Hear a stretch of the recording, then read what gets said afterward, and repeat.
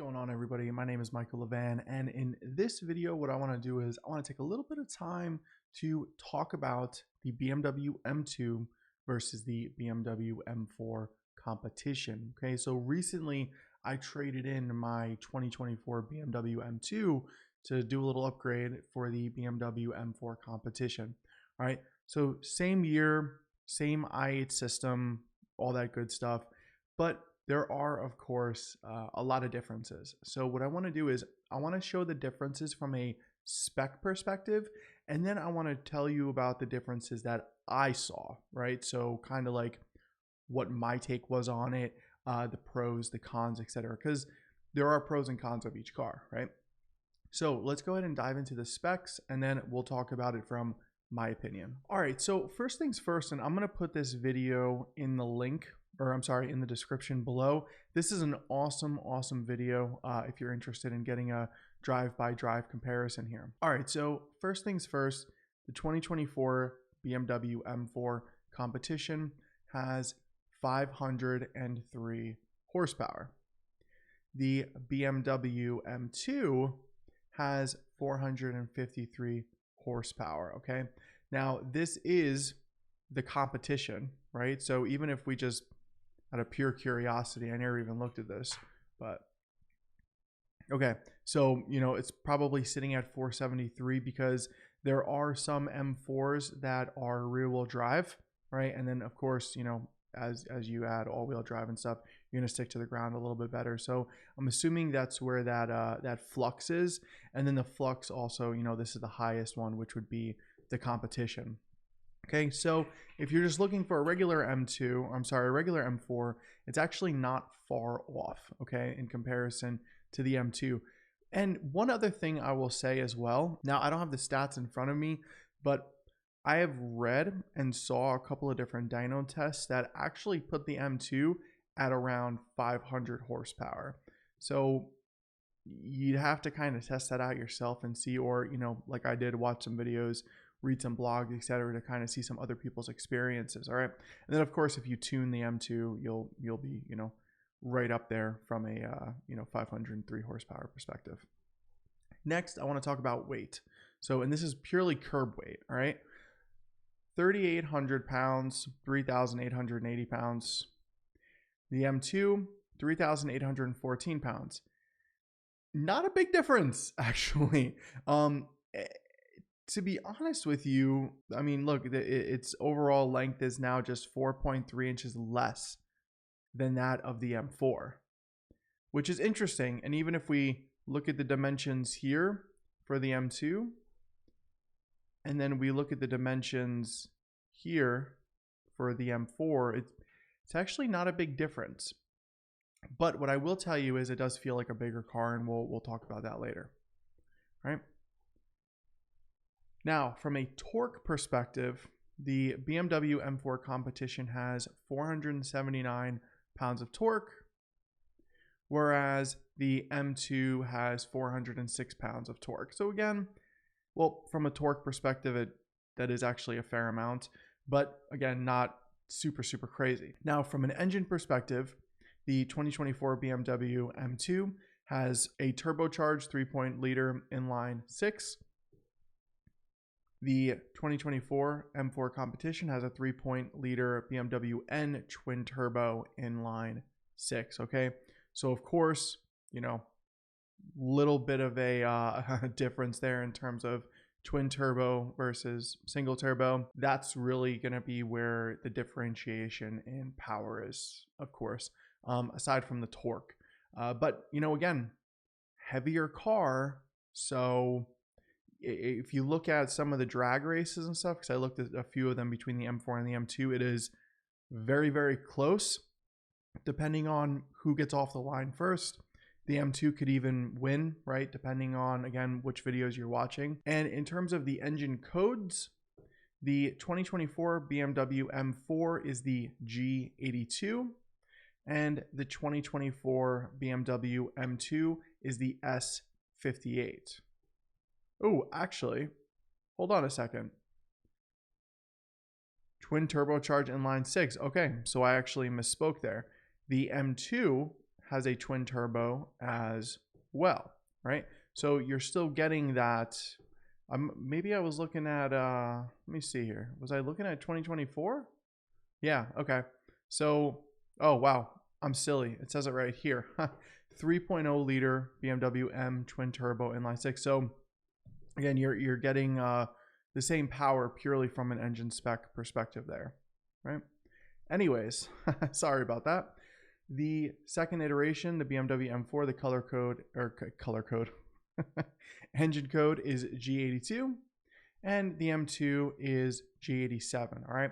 So those are just some specs to think about as you're looking at the car. Another thing that you could think about too, the M2 sitting at around 66,000, whereas the M4 sitting anywhere between 87,000 and 100,000. 87,000, you could find one with rear wheel drive. So, $30,000 difference there, give or take. All right. So obviously that should be considered as well. Okay. So let's go ahead and now talk about my experience with both cars. All right. So my experience, and this is just from a day-to-day perspective. This is from, pushing it a little bit, right? Now I'll start off with this.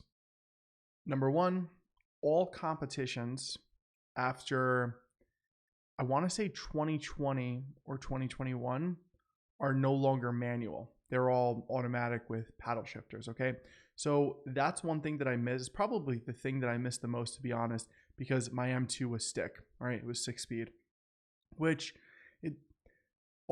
they say that from an automatic perspective because the paddle shifters are so much faster than just general shifting. You're actually a couple of seconds faster. But I do miss the feeling of being like I'm in a race car all the time. All right.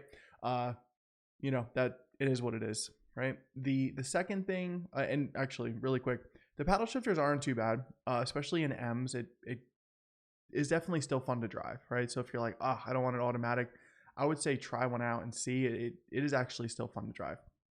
So the second thing, with the BMW M4, I love the fact that it is xDrive, which means it's all-wheel drive. All right, BMW M2 was only rear-wheel drive, so that could be not so fun depending on the time. In terms of wheelbase, tire size, they're both the same. 19s in the front, 20s in the back, which is really, really solid. Because for me, for example, right, I still have my summer tires from my M2 in my basement because it's the same size, same dimensions, everything, which is really, really good. All right.